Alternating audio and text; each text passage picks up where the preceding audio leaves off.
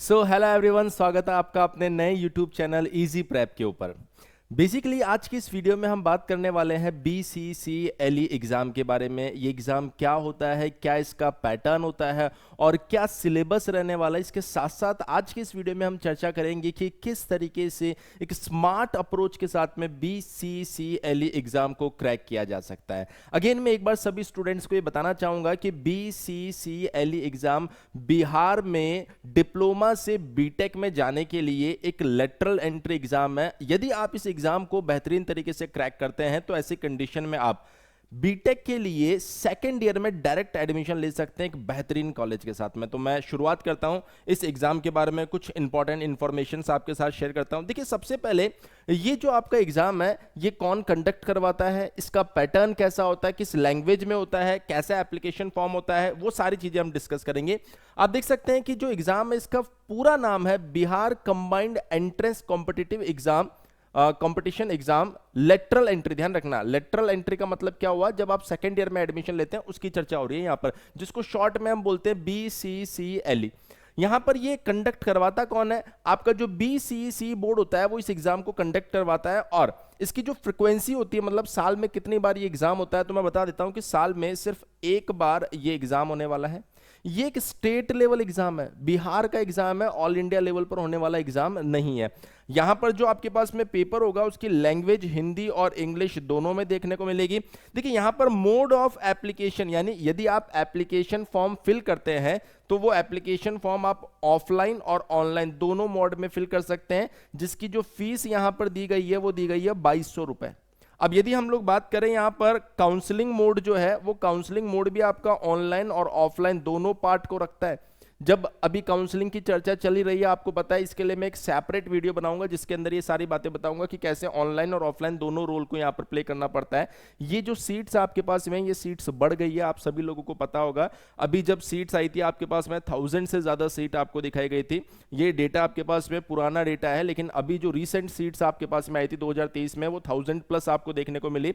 24 की यदि हम लोग बात करें तो 24 के लिए जैसे अपडेट आएगा मैं आपको इसी यूट्यूब चैनल के ऊपर उसके बारे में भी इंफॉर्मेशन दे दूंगा। तो मेरे ख्याल से जो बेसिक इंफॉर्मेशन है वो आपको समझ में आ गई होगी। अब यदि हम लोग बात करें यहां से थोड़ा सा आगे कि सर यदि इस एग्जाम को हमें अपीयर करना है, मतलब इस एग्जाम में यदि हम जाना चाहते हैं तो हमारी एज लिमिट क्या होनी चाहिए, तो ये एक ऐसा एग्जाम है जहां पर किसी तरह की कोई भी एज लिमिट आपको नहीं दी गई है, लेकिन एकेडमिक क्वालिफिकेशन यहां पर जरूर मांगा गया है। यदि मैं बात करूं एकेडमिक क्वालिफिकेशन का, तो वो कौन कौन से क्वालिफिकेशन है, इसेंशियल क्वालिफिकेशन है जो आपको रखनी पड़ेगी। देखिए, यहां पर जो फर्स्ट कैटेगरी दी गई है उसमें बोला गया है candidate must have passed the diploma examination with at least 45%। मतलब जो आपने डिप्लोमा एग्जाम दिया होगा उसमें आपके 45% से कम मार्क्स नहीं होने चाहिए। अच्छा, यहां पर आपको कैटेगरी के लिए रिलैक्सेशन दिया गया 40% इन केस टू रिजर्व्ड, ये बोल रहा है 40% in case belongs to reserved category. अगर आप किसी रिजर्व्ड कैटेगरी में आते हैं तो 40% मार्क्स होने पर भी आप इसके लिए क्वालिफाइड माने जाएंगे। In the relevant branch of engineering and technology, जो भी आपकी ब्रांच है उसके लिए बोला गया है। यहां पर जो सेकंड ऑप्शन दिया गया है, और क्या हो सकता है, बहुत से BSc वाले बच्चे हैं वो भी चाहते हैं कि सर हम अगर इस एग्जाम के थ्रू आगे बढ़ना चाहे तो कैसे बढ़ सकते हैं। तो आप देखेंगे यहां पर बोला गया है candidate must have passed BSc degree from a recognised university with at least 45% marks. अगर कोई BSc का स्टूडेंट है तो वो एक रिकॉग्नाइज्ड यूनिवर्सिटी से 45% मार्क्स लेकर आए, या फिर यहां पर बोला गया है 40% in the case belongs to reserved category. यदि आप रिजर्व्ड कैटेगरी में आते हैं तो ऐसी कंडीशन में आपको 40% लाना है। अच्छा, यहां पर यह भी बोला गया and passed 10+2 examination with mathematics as a subject. मतलब आपने जो 10+2 पास किया है उसमें मैथमेटिक्स आपका सब्जेक्ट होना चाहिए। तीसरी जो कैटेगरी यहां पर दी गई है वो बोल रहा है students belongs to BSc stream is required to clear the subject engineering graphics and engineering drawing and engineering mechanics of the first year engineering programme along with the second year. देखिए, दो कैटेगरी दी गई है, पहला diploma वाला student, दूसरा BSc वाला student. BSc वाले student के लिए ये स्पेशल नोट वहां पर दिया गया है कि अगर कोई बच्चा BSc से डायरेक्ट आपके पास लेटरल एंट्री के थ्रू एडमिशन लेता है तो उसको इंजीनियरिंग ग्राफिक ऑब्लिक करके इंजीनियरिंग ड्राइंग लिखा गया है, और साथ में इंजीनियरिंग मैकेनिक्स फर्स्ट ईयर का जो इंजीनियरिंग प्रोग्राम है उसके सब्जेक्ट को पास करना पड़ेगा। जाएगा अपने सेकंड ईयर के प्रोग्राम के साथ, क्योंकि यहां पर सेकंड ईयर में एडमिशन मिलने वाला, तो सेकंड ईयर के साथ साथ इन सब्जेक्ट को क्लियर करना पड़ेगा। लेकिन यदि आप डिप्लोमा के थ्रू लेटरल एंट्री से बीटेक सेकंड ईयर में आते हैं तो ऐसी कंडीशन में आपको इन एग्जाम्स को क्रैक करने, इन एग्जाम्स को पास करने की जरूरत नहीं है। ये आपके पास में और बेसिक इंफॉर्मेशन। अब बात करते हैं कि सर एग्जामिनेशन जो है उसका पैटर्न क्या है। देखिए साफ साफ बोला गया है कि एग्जाम का जो मोड होगा, आपने अभी एप्लीकेशन फॉर्म कैसे फिल करना है उसमें ऑनलाइन ऑफलाइन था, लेकिन एग्जाम जो है वो सिर्फ ऑफलाइन मोड में हो रहा है। और यहां पर जो ड्यूरेशन दिया गया एग्जाम के लिए वो दिया गया 2 hours 15 minutes, 2 घंटे 15 मिनट। ये आपके पास में टोटल समय रहता है एग्जामिनेशन के अंदर। यहां पर आपके पास में 3 सब्जेक्ट होते हैं, एक होता है इंजीनियरिंग मैथमेटिक्स, एक होता है आपके पास में इंजीनियरिंग मैकेनिक्स, और यहां पर दिया गया आपको इंग्लिश। इंजीनियरिंग मैथमेटिक्स के लिए 50 क्वेश्चंस आपको वहां देखने को मिलेंगे, इंजीनियरिंग मैकेनिक्स के भी 50 क्वेश्चंस आपको देखने को मिलेंगे, और इंग्लिश जो आप देख रहे हैं इसके भी 50 क्वेश्चन आपको यहां पर देखने को मिलेंगे। जितने भी क्वेश्चन है सारे के सारे एमसीक्यू टाइप के क्वेश्चन होंगे, यानी उसमें ABCD ऑप्शन आपको दिया जाएगा। और देखिए यहां पर बोला गया है कि 200 मार्क्स फॉर ईच सेक्शन, यानी अगर आप मैथमेटिक्स की बात करेंगे तो ये 200 मार्क्स का होगा, यानी कि हर एक क्वेश्चन 4 नंबर का होगा, तब जाके क्या बनेगा 200 मार्क्स। सिमिलरली अगर मैकेनिक्स की बात करेंगे तो हर एक क्वेश्चन 4 नंबर का और ये बन जाएगा 200 मार्क्स। इंग्लिश की बात करेंगे तो हर एक क्वेश्चन 4 नंबर का और ये बन जाएगा 200 मार्क्स। अब बहुत सारे बच्चे दिमाग लगाते हैं कि सर इंग्लिश का क्वेश्चन तो बहुत छोटा छोटा आता होगा, तो क्यों ना हम तो सारे के सारे क्वेश्चन 50 क्वेश्चन इंग्लिश के कर लेते हैं। लेकिन अभी आपके पास सरप्राइज बाकी है, उसने बहुत बड़ा गेम खेला इसके अंदर। यहां पर बोला गया sir 4 marks will be awarded for every correct answer. यदि आपका आंसर सही होता है तो आपको 4 नंबर मिलेंगे, और इसी तरीके से यदि आपका आंसर गलत होता है तो 1 mark will be deducted for every incorrect response. यदि आपका आंसर गलत होता है तो इसी कंडीशन में आपका 1 नंबर कम कर दिया जाएगा, यानी नेगेटिव मार्किंग यहां पर है। अब देखिए बहुत ही इंपॉर्टेंट पॉइंट जो बच्चे ध्यान नहीं देते हैं, कैंडिडेट, मैं यहां पर हाईलाइट करता हूं इसको, candidate must note that 35 qualifying marks are required in the English section, यानी कि इंग्लिश में आपको कम से कम 35 मार्क्स लाने ही लाने हैं, ठीक है। हाउएवर, आगे देखिएगा, however marks scored in English will not be considered while preparing the merit list। ये अगेन बहुत इंपॉर्टेंट पॉइंट, यानी कि अगर इंग्लिश में आप 35 मार्क्स ला रहे हैं, या फिर 65 मार्क्स ला रहे हैं, या फिर 85 मार्क्स ला रहे हैं, या फिर 185 मार्क्स ला रहे हैं, डजंट मैटर। मेरिट और रैंक बनते समय ये मार्क्स काउंट नहीं होते हैं। लेकिन यदि आपके इंग्लिश में 35 से कम मार्क्स रह गए तो फिर आप डायरेक्ट डिस्क्वालीफाई हो गए। फिर आपका मैथ्स और मैकेनिक्स से जो क्वेश्चन आपने सही किए हैं या जो मार्क्स आ रहे हैं वो कंसीडर ही नहीं किए जाएंगे।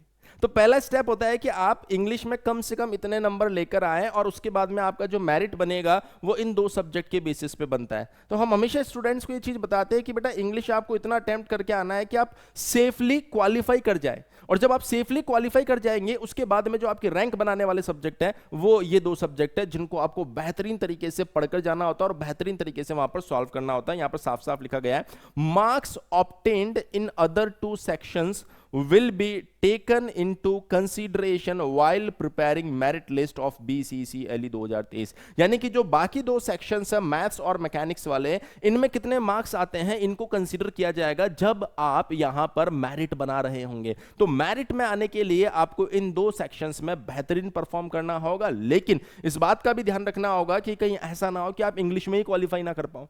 तो इंग्लिश में क्वालिफाइंग मार्क्स लाना जरूरी है, और उसके बाद में यदि आप मेरिट बनाना चाहते हैं, मतलब अच्छे रैंक लाना चाहते हैं, तो फिर ये वो 2 सब्जेक्ट होने वाले हैं जो यहां पर की रोल प्ले करने वाले हैं। उम्मीद कर रहा हूं कि आप इस बात को बेहतरीन तरीके से समझ गए होंगे। अब हम बात करते हैं कि सर ये जो सब्जेक्ट्स दिए गए हैं इन सब्जेक्ट्स में सिलेबस क्या है। यदि मैं बात करूं सिलेबस की तो कौन कौन सी चीजें हमें पढ़नी है, तो आप यहां पर साफ साफ देख सकते हैं कि मैं सबसे पहले मैथमेटिक्स के सिलेबस के ऊपर फोकस कर रहा हूं, जिसके अंदर आपको पहला टॉपिक दिया गया है सॉलिड ज्योमेट्री। पहला टॉपिक क्या दिया गया है, सॉलिड ज्योमेट्री, आपको ये पढ़ना पड़ेगा। सिमिलरली आपको पढ़ना पड़ेगा डिफरेंशियल कैलकुलस। अच्छा, सॉलिड ज्योमेट्री में भी देखिए क्या क्या दिया गया, कार्टेशियन, सिलेंड्रिकल, पोलर और spherical polar coordinate, direction ratio, यहां पर दिया गया direction cosine, equation of planes and straight line shortest distance, straight line shortest distance, coordinate transformation sphere, cones, cylinder, ellipsoid, paraboloidal, hyperboloid, standard equation with illustration, tangent, planes and normals. मतलब solid geometry में सब कुछ लिख दिया भाई उसने, सारा सब कुछ यहां पर मेंशन कर दिया। ऐसे यदि आप बात करेंगे डिफरेंशियल कैलकुलस, तो कैलकुलस के जो 3 पार्ट होते हैं, जिसमें एक आता है डिफरेंशियल कैलकुलस, एक आएगा इंटीग्रल कैलकुलस, एक आएगा वेक्टर कैलकुलस। तो इसने पूरा का पूरा डिफरेंशियल कैलकुलस लिख दिया यहां पर इसने डिफरेंशियल इक्वेशन भी मेंशन की है और साफ साफ मेंशन किया कि कौन कौन सी डिफरेंशियल इक्वेशन आपको पढ़नी है। उन डिफरेंशियल इक्वेशंस का भी आपको ध्यान रखना पड़ेगा। और इसके साथ साथ यदि मैं बात करूं तो उसके बाद में देखिए यहां साफ साफ बोला गया इंटीग्रल कैलकुलस भी पढ़ना है और वेक्टर कैलकुलस भी पढ़ना है। मतलब आप कैलकुलस को अगर देखेंगे तो differential calculus, integral calculus, vector calculus तीनों लिखे हैं और इसके साथ साथ डिफरेंशियल इक्वेशन को भी लिखा गया है। तो ये इंजीनियरिंग मैथमेटिक्स के सिलेबस में दिया गया। अच्छा, इसके बाद में भी अभी चीजें रुकी नहीं है। मैट्रिसेस, जिसको आप लीनियर अलजेब्रा के नाम से पढ़ते हैं, तो ये मैट्रिसेस भी यहाँ पर दिया गया है। और इस मैट्रिसेस के अंदर देखिए बहुत सी बार बच्चा बोलता है सर वो आइगन वैल्यू आइगन वेक्टर आएगा क्या? देखिए यहाँ पे क्लियर तो लिखा हुआ है आइगन वैल्यू आइगन वेक्टर सब कुछ आने वाला है। और उसके बाद में आता है लास्ट आपके पास में फोरियर सीरीज। उसके बाद में क्या आता है? Fourier series. तो ये सिलेबस दिया गया है आपको इंजीनियरिंग मैथमेटिक्स का। अब किस पर्टिकुलर सेगमेंट से कितने मार्क्स आते हैं, कितने क्वेश्चंस आते हैं, ये अपने आप में एक अलग वीडियो बनाने के लिए, मतलब अपने आप में डिबेटेबल पॉइंट है जिसके ऊपर हम किसी और वीडियो में बात करेंगे। अभी सिर्फ और सिर्फ मैं ये बता रहा हूं कि ये एग्जाम है क्या और क्या सिलेबस इसमें दिया गया है। अब अगर मैं बात करूं यहां पर जो दूसरा इंपॉर्टेंट सब्जेक्ट दिया गया है वो है आपके पास में इंजीनियरिंग मैकेनिक्स। सर इसके सिलेबस की बात करेंगे तो इंट्रोडक्शन का मतलब हो गया कि यहां पर आप मैकेनिक्स क्यों पढ़ते हैं, रिजिड बॉडी क्या होती है, फोर्स क्या होता है और लॉज ऑफ मैकेनिक्स, ये सारी चीजें यहां पर दिया गया। और साथ में इसमें ऐड कर दिया इसने वेक्टर मेथड्स। मतलब वेक्टर का बेसिक नॉलेज आपके पास में होना जरूरी है। क्यों सर? जब वेक्टर आप पढ़ेंगे तभी तो वेक्टर कैलकुलस पढ़ पाएंगे। तो ओवरऑल जब इन सबको मिलाएंगे ना तो पूरा मैथ्स और मैकेनिक्स इसने कवर कर लिया है। वेरियस सिस्टम ऑफ फोर्सेस, देखिए statically equivalent force system, simplest equivalent of system of forces, equilibrium, friction, इसका क्वेश्चन तो देखने को मिलता है, और kinematics and kinetics of a particle. Again यहां से भी काफी अच्छे क्वेश्चंस आपको देखने को मिलते हैं। उसके बाद में यदि हम लोग बात करें तो देखिए यहां पर इंपल्स एंड मोमेंटम, बहुत सारे बच्चे ऐसे होते हैं जो moment of inertia, momentum, linear momentum, angular momentum word ही नहीं समझ पाते, लेकिन जरूरी है कि आप इन चीजों पर बेहतर तरीके से काम करें तभी एग्जाम में क्वेश्चन सॉल्व कर पाएंगे। Kinematics and kinetics of rigid body और वर्क, एनर्जी एंड पावर, अपने आप में बहुत वास्ट सिलेबस अगर आप देखेंगे तो सब कुछ लिख दिया इसने। और अच्छी बात यह है कि सर ऊपर से क्वेश्चन नहीं पूछ रहा है, बिल्कुल डेप्थ में जाके बेहतरीन क्वेश्चन डिजाइन कर रहा है वो। आप बहुत से बच्चों ने जेईई एग्जाम दिया होगा, लेकिन जब जेईई एग्जाम देते हैं और उसके लिए आप जब मैकेनिक्स पढ़ते हैं तो ऊपर के क्वेश्चंस पूछे जा रहे हैं। लेकिन जब आप बात करेंगे एलई लेटरल एंट्री एग्जाम तो आप समझ सकते हैं कि किस लेवल का क्वेश्चन यहां पर पूछा जाता है, जहां से एक्चुअल में एग्जाम में क्वेश्चन आएगा। तो बहुत इन डेप्थ नॉलेज की यहां पर जरूरत है अगर आप इन सब्जेक्ट के क्वेश्चंस को क्रैक करना चाहते हैं। और इसके साथ ही अगर मैं बात करूं डियर इंग्लिश का सिलेबस, तो इंग्लिश का सिलेबस भी आपके सामने है। ये इंग्लिश के वो टॉपिक्स है जो आपको पढ़ने होते हैं। यहां से अगर हम थोड़ा सा आगे बढ़े तो आप सभी लोगों को पता होना चाहिए कि 11 अक्टूबर को हमने एकलव्य बैच स्टार्ट कर दिया। ये वही बैच है जिसमें हमने 2023 के अंदर जब एग्जाम हुआ था बीसीसी एलई का तो इतिहास रचा था। वहां पर हमने टॉप 100 स्टूडेंट्स में 42 स्टूडेंट्स इस एक सिंगल बैच से सेलेक्ट करवाए थे। और हमारा लक्ष्य है कि 2024 में जब ये बीसीसी एलई का एग्जाम होगा तो 70% से ज्यादा स्टूडेंट इसी एकलव्य बैच के रहे। इसलिए हमने इस बैच को 11 अक्टूबर से स्टार्ट कर दिया है। स्टार्ट इसीलिए किया है हमने 11 अक्टूबर से क्योंकि हम चाहते हैं कि हर एक बच्चा फ्रॉम द बेस, मतलब फंडामेंटल से एक एक बात को बेहतरीन तरीके से समझे, ताकि जैसे जैसे एग्जाम आए तो उसको डर ना लगे, उसको कॉन्फिडेंस आए कि हाँ सर इन चीजों को हमने बिल्कुल पेशेंस के साथ में बहुत आसानी से एक एक चीज को समझा है तो एग्जाम में हम बेहतरीन करके आएंगे। ये बैच आपका जो एकलव्य बैच है मैं आपको बता देता हूं इसके बारे में कुछ बेसिक इंफॉर्मेशंस। इस एकलव्य बैच में आपका जो इंजीनियरिंग मैथमेटिक्स है, आपका जो इंजीनियरिंग मैकेनिक्स है और इंग्लिश है, ये तीनों सब्जेक्ट आपको लाइव पढ़ाए जाएंगे। और जब वो क्लास लाइव खत्म हो जाती है उसके बाद में आप उसको रिकॉर्डेड कितनी बार भी देख सकते हैं, लगभग लगभग आपके पास में इंजीनियरिंग मैथमेटिक्स के 80 प्लस लेक्चर्स आपको देखने को मिलेंगे लाइव, और इंजीनियरिंग मैकेनिक्स के भी 80 प्लस लेक्चर्स आपको लाइव देखने को मिलेंगे। सिमिलरली जो आपका टेक्निकल इंग्लिश है वो भी कंप्लीट आपको लाइव देखने को मिलेगा। इसी बैच के अंदर हम लोग प्रीवियस ईयर क्वेश्चंस भी सॉल्व करने वाले हैं, और इसी बैच के अंदर हम लोग मोस्ट एक्सपेक्टेड क्वेश्चंस भी सॉल्व करने वाले हैं, मोस्ट एक्सपेक्टेड क्वेश्चंस भी सॉल्व करने वाले हैं। इसके साथ साथ मैं आपको और भी कुछ इंफॉर्मेशन देता हूं इसी बैच के बारे में। ये जो बैच रहने वाला है, इसकी अभी करंट में जो क्लासेस चल रही है वो 6:30 PM पर कौन सी ऐप के ऊपर चल रही है मैं आपको बता देता हूं, इजी प्रैप के ऊपर।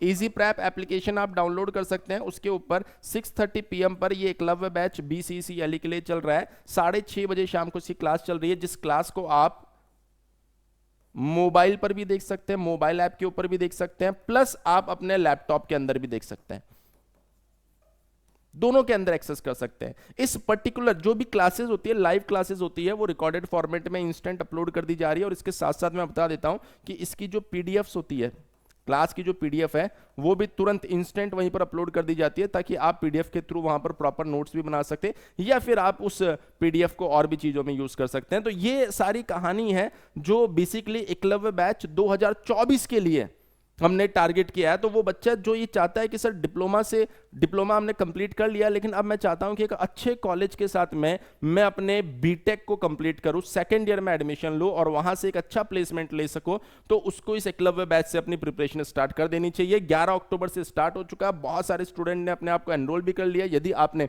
अभी तक एनरोल नहीं किया है तो आप इसमें अपने आप को एनरोल कर सकते हैं। सर एनरोल करने के लिए क्या करना है? एनरोल करने के लिए कुछ नहीं करना है, आपको ये जो इजी प्रैप एप्लीकेशन दी गई है, इस इजी प्रैप एप्लीकेशन को डाउनलोड कर लेना है, और उसके बाद में उसमें आप सर्च करेंगे BCCLE 2024।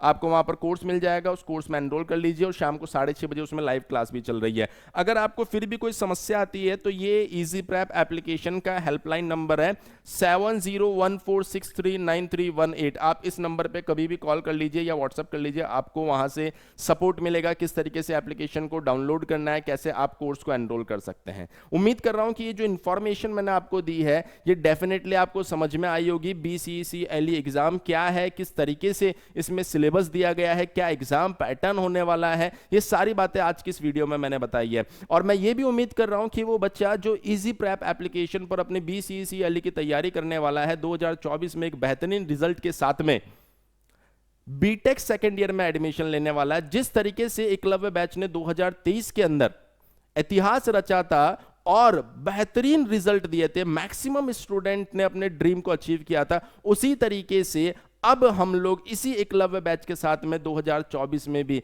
इसी तरह का इतिहास रचने वाले हैं। अगर आपने अभी तक इजी प्रैप एप्लीकेशन को डाउनलोड नहीं किया है तो इसी वीडियो के डिस्क्रिप्शन में आपको उस एप्लीकेशन का लिंक भी मिल जाएगा, और इसके साथ साथ एक गूगल फॉर्म भी अटैच किया गया है। यदि आप लेटरल एंट्री एग्जाम या फिर सेमेस्टर एग्जाम की तैयारी कर रहे हैं तो आप उस गूगल फॉर्म को फिल कर दीजिए, जिससे हमारे एग्जीक्यूटिव आप तक अप्रोच कर सके। उम्मीद कर रहा हूं कि आपने जैसे हमारे बाकी चैनल्स को प्यार दिया है, बिल्कुल उसी तरीके से इजी प्रैप के इस नए यूट्यूब चैनल को भी प्यार देने वाले हो। तो आप इस चैनल को जरूर सब्सक्राइब कीजिए और अपने साथ साथ अपने साथियों के साथ भी इसे शेयर कीजिए, जिससे मैक्सिमम लोगों तक हमारा ये मैसेज, हमारा ये बैच, हमारी ये एप्लीकेशन पहुंच सके। थैंक यू वेरी मच, मिलते हैं नेक्स्ट वीडियो में।